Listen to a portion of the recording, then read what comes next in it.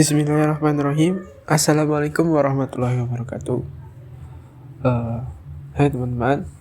Di sini saya Muhammad Yahya Putra dan teman saya Muhammad Fajar Firmansyah akan menyampaikan materi pembahasan mengenai sistem peradilan pada masa Rasulullah SAW.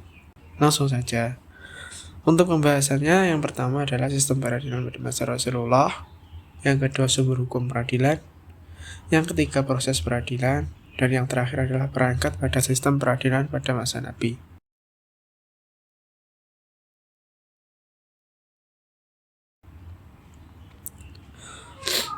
Sistem peradilan pada masa Rasulullah SAW. Pada masa ini, Nabi bertugas penuh sebagai pemegang otoritas juridis. Di dalam Piagam Madinah disebutkan jika terjadi perselisihan dan persengketaan, maka otoritas legislasi dan jurisdiksi berada di tangan Allah dan Rasul-Nya, yaitu Nabi Muhammad SAW. Selanjutnya, penunjukan sahabat sebagai qadli. Beberapa riwayat yang ada menunjukkan bahwa Nabi Muhammad SAW pernah menunjuk beberapa orang sahabatnya untuk menyelesaikan kasus-kasus persengketaan tertentu.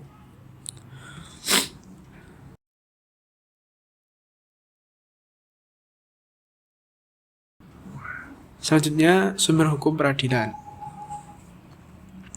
Pada masa ini, sumber hukum yang pertama tentunya adalah Al-Quran, yang langsung turun dari Allah SWT untuk menyelesaikan sesuatu masalah. Yang kedua, implementasi dari Al-Quran, seperti saat perintah Nabi Muhammad untuk memotong tangan seseorang yang mencuri sebagai implementasi dari surat Al-Maidah ayat 38.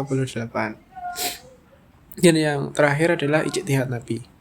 Ijtihad beliau ketika tidak ada nasnya dalam Al-Quran, seperti kasus Nabi memberikan kebebasan kepada seorang anak yang telah dewasa untuk memilih ikut ibu atau bapaknya ketika berduanya bercerai.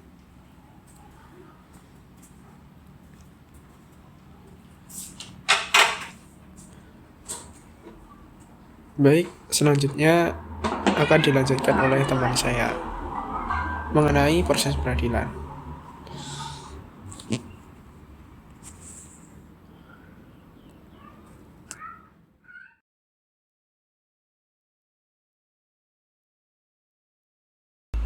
Proses peradilan pada zaman Nabi Muhammad SAW terbilang cukup simpel, yang mana bila ada permasalahan atau perkara, maka segera datang kepada Nabi untuk meminta putusan tanpa harus menunggu waktu tertentu untuk mencari tempat tertentu pula.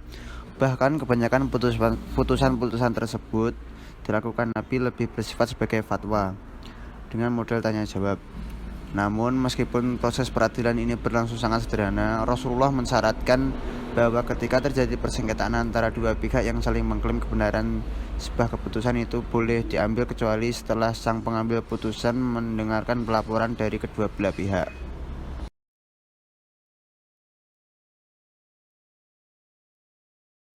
Sedikitnya ada 3 perangkat peradilan Islam pada masa Rasulullah SAW. Yang pertama, qadha atau peradilan secara umum. Yang kedua, hizbah, yaitu lembaga peradilan masa itu dengan petugasnya yang disebut mustahib. Yang terakhir adalah mutzalim atau institusi pembelaan terhadap hak-hak rakyat kecil dari seseorang yang berpengaruh sehingga sulit bagi pengadilan biasa untuk menyelesaikannya.